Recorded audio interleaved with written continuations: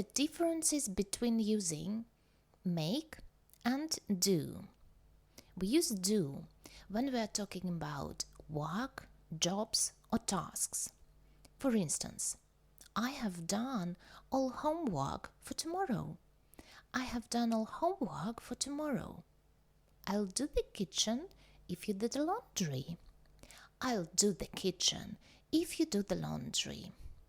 We use make when we are producing, constructing, creating, or building something new. For instance, this food is making my mouth water. This food is making my mouth water. Will you make a yummy cake for my party? Will you make a yummy cake for my party?